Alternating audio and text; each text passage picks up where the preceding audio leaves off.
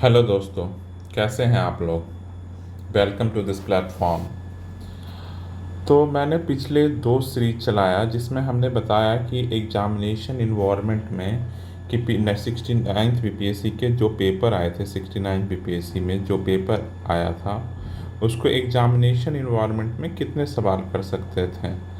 तो मैंने with proof दिखाया, तो वहाँ दिखा कि 86 क्वेश्चन आप कर सकते थे। 86 क्वेश्चन, उसमें हमने करंट अफेयर के सवाल को छोड़ दिया था और इकोनॉमी के भी सवाल को छोड़ दिए थे, क्योंकि ये दोनों सवाल, दोनों तरह के क्वेश्चन थोड़े टफ थे और रैंडम टाइप का था। और जो 69 बीपीएससी का पेपर कहा जा रहा है जो टफ था, वो दो कारण से कहा जा रहा है।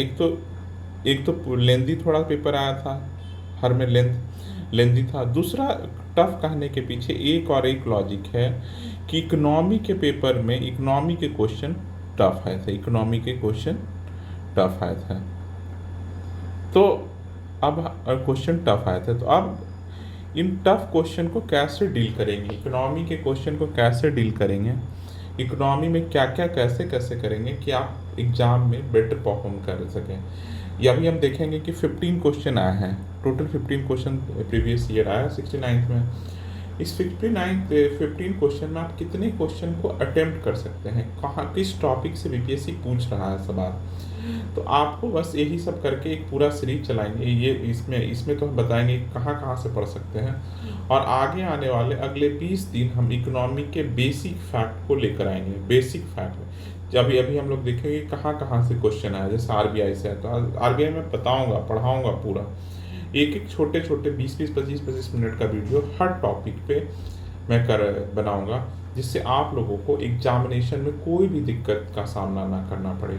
और तो और जो 69 जैसा अगर बीपीएससी में इकोनॉमी के क्वेश्चन आ जाते हैं तो वहाँ और आप अच्छा और परफॉर्म कर सकते हैं। तो इन्हीं सबको देखते हुए चलो शुरू करते हैं। हम इस तरह के पिछले 69 में आए हुए सवाल को देखते हैं। ये 69 का पेपर है, ए ए ए कोड वाला है, कोड ए का है। तो अभी हम लोग देखते हैं, शुरू करते हैं। तो ये पूरा हम लोग का रहेगा कि कैसे कैसे हम लोग करेंगे। तो इसको हटा देते हैं, हटा दें। अब शुरू करते हैं। तो फर्स्ट क्वेश्चन बोल रहा है the foreign exchange reserve of RBI include which of the following. तो आरबीआई करता क्या है, आरबीआई को बैंकर्स ऑफ, इसको बैंकर्स ऑफ द बैंक कहते हैं। तो ये बैंकर्स है, तो इसके इसके रोल के बारे में पूछा। तो आरबीआई का रोल क्या है, तो आरबीआई को हमको यहाँ जानना था। यहाँ बेसिकली आरबीआई का सबसे बेसिक कॉन्सेप्ट आरबीआई को पूछ रहा, आरबीआई का कौन कौन सा फॉरेन एक्सचेंज रिजर्व में है, तो ये जानना था। तो ये क्वेश्चन टफ नहीं है, अगर आप आरबीआई के बारे में अगर अच्छे से जानते हैं तो ये बहुत ही आसान क्वेश्चन है, very easy question to solve that. तो इसका आंसर क्या हो जाएगा, तो इसका आंसर तो बहुत इजी है, आप लोग सब सॉल्व कर लीजिएगा, और ये ऐसे भी बहुत इजी है। दिस इज द आंसर, सारे हैं। चलिए अब करते हैं सेकंड। रूल ऑफ ऑरिजिन बहुत न्यूज में है, बहुत ज़्यादा रूल ऑफ ऑरिजिन न्यूज में रहा है। आप कोई भी बेसिक बुक अगर पढ़े होंगे तो रूल ऑफ ऑरिजिन का कॉन्सेप्ट आया, क्योंकि बहुत ज़्यादा टैक्स इवेजन इससे हो रहा था, इसलिए रूल ऑफ ऑरिजिन का कॉन्सेप्ट लाया गया था कि रूल ऑफ ऑरिजिन क्या होता है।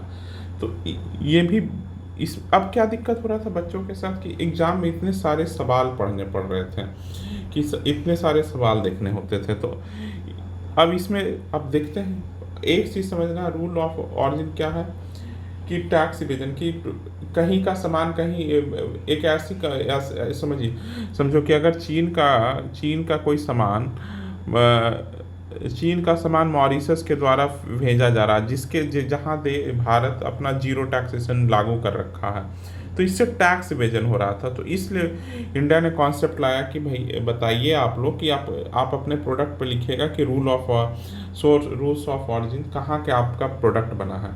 तो पढ़ते हैं, तो रूल ऑफ ऑरिजिन हिंदी में भी यही सेम चीज़ होगा। Rules of origin are the criteria needed to determine the national source of, कहाँ से आप आए हैं, यही चीज़ हिंदी में पढ़ लेते हैं। उत्पत्ति के नियम किसी उत्पाद के लिए राष्ट्रीय स्रोत का को निर्धारित करने के लिए आवश्यक मानदंड है। और ऐसे भी मैं तो कहूँगा कि हिंदी में इकोनॉमी और साइंस के क्वेश्चन को अंग्रेजी में पढ़ने की आदत डालिए, क्योंकि फैक्ट ही यहाँ से हो सकता है। Rules of origin helps the custom agency to know what regulation and fee. अभी बताएं कि कौन सा ऐसा देश है जहाँ जहाँ हम लोग जीरो कस्टम चार्ज जहाँ पर जीरो है, या तो वो सब हमको पता चल जाएगा। These are use to the trade statistic, ये भी सही है। Their importance is derived from the fact that duties and restriction in several cases depend on the source of import। तो इसमें भी चारों स्टेटमेंट सही है। तो ये भी बहुत आसान कॉन्सेप्ट है, ऐसा नहीं कि बहुत हार्ड है। रूल्स ऑफ ऑरिजिन और ये दो, तो ये भी बहुत बेसिक कॉन्सेप्ट है, आप कहीं भी पढ़ लीजिएगा इसको। जब भी हम लोग एक्सपोर्ट इम्पोर्ट वाला जहाँ भी चैप्टर पढ़ेंगे वहाँ पर ये चीज़, तो एक आरबीआई करना, और जहाँ पर भी अब ये है इन्फेंट मोर्टेलिटी रेट के बारे में पूछ रहा है कि इन्फेंट मोर्टेलिटी रेट के बारे में बताइए। तो पहले स्टेटमेंट को पढ़ते आपको लगेगा कि ये गलत है। क्योंकि ये 10,000 नहीं होगा, ये 10,000 नहीं होकर ये 1,000 है। तो पहला स्टेटमेंट काटते ही ये कट गया और ये कट गया। अब कुल मिलाकर 2-3 दोनों में है, तो 2-3 एग्जाम में भी इसी तरह से करना है, एलिमिनेशन टेक्निक हमेशा। अब 4 के बारे में जान रहे हैं कि नहीं। अब जो भी है 2019 का पूछ रहा उत्तर प्रदेश, थोड़ा टफ था ये सब क्वेश्चन आपको, लेकिन 50-50 तो आप सही कर सकते थे। कुछ बच्चे 2-3-4 मारते, कुछ बच्चे 2-3 मारते, लेकिन ये टफ क्वेश्चन है क्योंकि वो भी 2019 का पूछा था। जो बच्चों को याद होगा तो ये केस, ये टफ, वेरी टफ क्वेश्चन है। अगर ये गलत भी हो जाता है एग्जाम में, चाहे नहीं अटेम्प्ट लेते हैं, तो भी कोई ज़रूरत नहीं है परेशान होने का, क्योंकि कितना याद रखेंगे। और ऐसे भी 100% तो होता नहीं है, 65% कट ऑफ होता है, इसलिए इतना सोचना नहीं है। ऐसे इसका आंसर ओनली 2 और 3 है। ये स्टेटमेंट उत्तर प्रदेश नहीं होकर ये स्टेटमेंट गलत है, उत्तर प्रदेश नहीं होगा। चलिए next question. Human capital formation as a concept of better explain in terms of a process. अब पूछ रहा है ह्यूमन कैपिटल फॉर्मेशन। अब जो पहला स्टेटमेंट पढ़िए, अब दिक्कत यही था पिछले साल का इकोनॉमी में कि क्वेश्चन बहुत लेंदी थे, बड़े क्वेश्चन थे। तो individuals of a country to accumulate more capital, ये तो कितना गलत स्टेटमेंट है। Individuals of a country accumulate, ये तो सबसे तो 1 काटना है, तो 1 काट देना है। 4 दोनों में है, अब 3 को पढ़ना है और आंसर ले आना है। इंक्रीज द स्किल लेवल हो सकता है।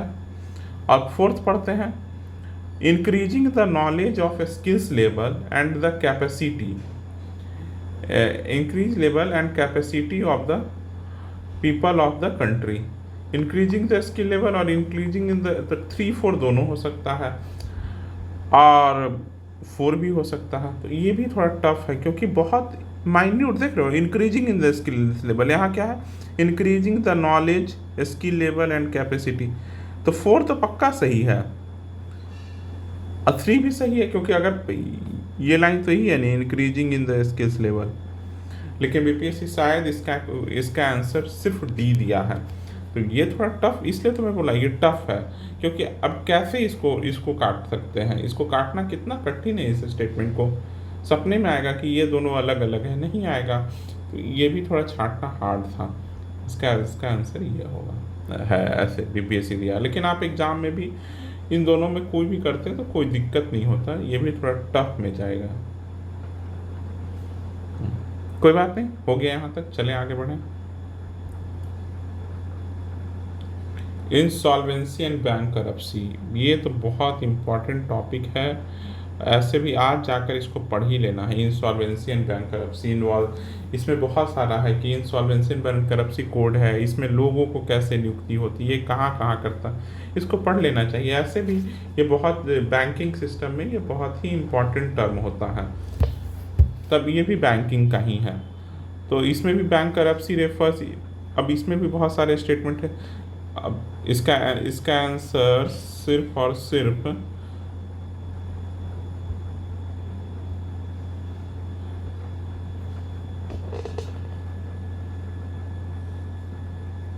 इसका आंसर इस ये कट जा रहा था। A bankruptcy is the state where insolvency is the, ये थोड़े होता है। ये स्टेटमेंट काटते हैं तो ये स्टेटमेंट और ये स्टेटमेंट, 2 बच जा रहा था। तो 1, 2 और 4, तो अब 1 या 2 में कुछ भी काट देते तो 4th आ जाता। Insolvency refers to legal process where the asset are debited are liquidated और recognised for the benefit of the credit, नहीं क्रेडिटर्स नहीं, बेनिफिटेड ऑफ द क्रेडिटर्स नहीं है, तो ये भी काट देते। तो इसका ये आसान हो जाता फिर, अब क्योंकि सब कट गया, 2 काटते ही सब हो जाता। ये तो फैक्ट है। इसमें क्या याद करेगा कि फर्स्ट इंडस्ट्रियल पॉलिसी रिजोल्यूशन कब आया है? अगर याद है तो ठीक है, नहीं तो नहीं है। तो इस तरह के सवाल को मैं टफ मानता हूँ। क्या मानता हूँ? टफ है इस तरह के सवाल। अगर याद है तो ठीक है, नहीं तो बहुत फैक्ट है। इंसॉल्वेंसी एंड बैंकरप्सी कोड आसान था बहुत, तो ये कर सकते थे। अब पीएलआई है, अब पीएलआई सबको आना चाहिए।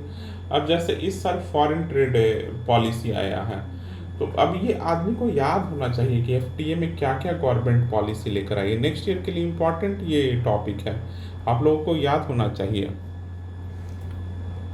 तो 117 में इसको पढ़िए और देखिए कि कौन कौन सा काट सकते हैं।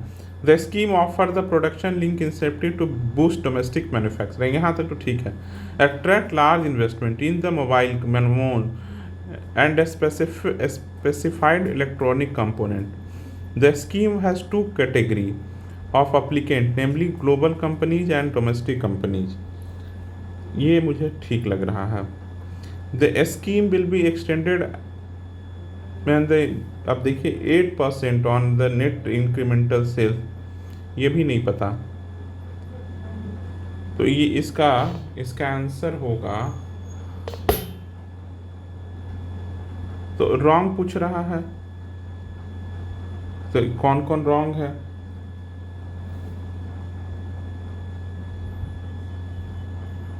स्कीम हैज कंट्रोल, ये भी गलत है,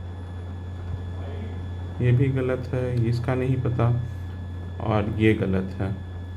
ये 2 गलत है, क्योंकि ग्लोबल ऐसा तो पीएलआई में हम आज तक नहीं देखे हैं, ग्लोबल कंपनीज और डोमेस्टिक कंपनी। तो 2 इनकरेक्ट हो गया, तो इसका आंसर हो गया ये थोड़ा आसान था। मतलब इससे कंपैरिजन में पिछले बार यही सब सवाल के कारण, मतलब बेसिक है पीएलआई का, तो इसलिए थोड़ा पेपर टफ हो गया था। 170 कंडी। अब स्वामित्व स्कीम, इसमें तो पहला लाइन ही काटना था कि आपको फर्स्ट लाइन काट देना था, क्योंकि इस मिनिस्ट्री का है नहीं है। तो 1 काटिए, तो 1 तो इनकरेक्ट ही पूछ रहा है, तब 1 नहीं काटना। तब 1 क्यों काटना? 1 तो पूछ ही रहा, इनकरेक्ट पूछ रहा, तब तो ये जाएगा आंसर में। अब पूछ रहा है कि this scheme seeks to create geo positional infrastructure like course network to benchmark, हाँ इसी के लिए हो रहा है। क्रॉस ऑरिजिन रिसोर्स शेयरिंग, नहीं। तो 1, तो इसका आंसर है बी। ये आसान था। ये तो पॉलिटी का सवाल है, तो इसमें कोई दिक्कत है नहीं, ये बाद में देखेंगे पॉलिटी में। अब पूछ रहा स्टैगफ्लेशन क्या है इन द इकोनॉमी। स्टैगफ्लेशन में क्या होता है? तो स्टैगफ्लेशन में तो इन्फ्लेशन हो जाता है, high inflationary pressure due to stagflation में हो जाएगा, गवर्नमेंट स्पेंडिंग करेगा तो ठीक है।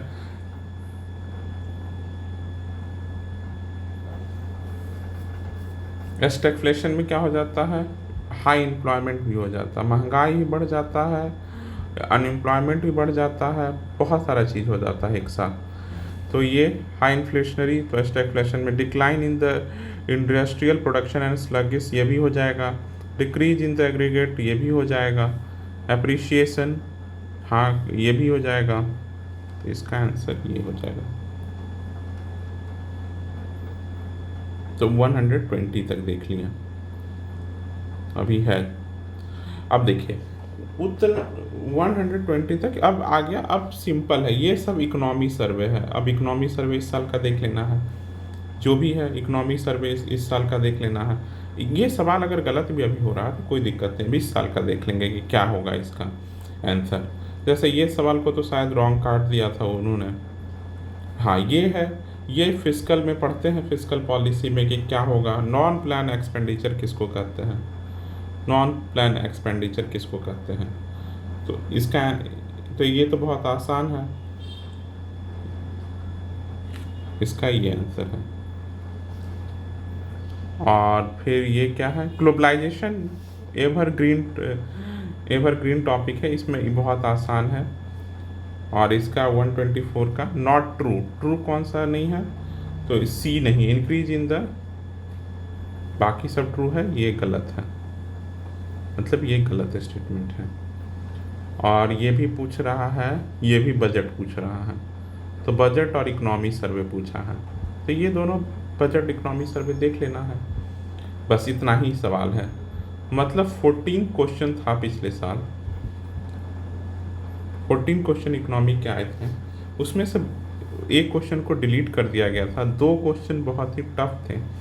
तो अराउंड 10 क्वेश्चन तब भी कर सकते थे अगर बेसिक अंडरस्टैंडिंग, इकोनॉमी सर्वे और बजट कर लीजिए और बेसिक अंडरस्टैंडिंग, और कि थोड़ा थोड़ा फैक्ट हम जैसे हम कल से कराएंगे कि कोई टॉपिक उठाएंगे उसके बारे में बता देंगे।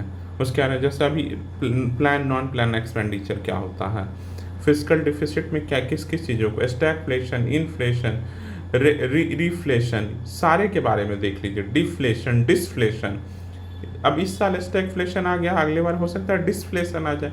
डिसफ्लेशन डिफ्लेशन में क्या अंतर है, समझ रहे हैं हम जो बोल रहे हैं, डिसफ्लेशन और डिफ्लेशन में माइन्यूट अंतर है।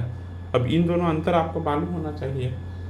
तो कल से मैं एक एक टॉपिक लेकर आऊँगा आप लोगों के लिए, और मैं अब सोचा हूँ कि बेसिक अंडरस्टैंडिंग इकोनॉमी का सब अच्छा कर दिया जाए, क्योंकि बिना बेसिक अंडरस्टैंडिंग अच्छा किए हुए नहीं होगा, समझ गए। तो चलिए आज के लिए इतना ही रखते हैं, और ये 69th बीपीएससी का इकोनॉमिक्स के क्वेश्चन को हम लोगों ने देखा। अगर आप लोग पसंद कीजिएगा वीडियो को तो लाइक कर दीजिएगा और थोड़ा सब्सक्राइब चैनल को कर दीजिएगा। चलिए थैंक यू।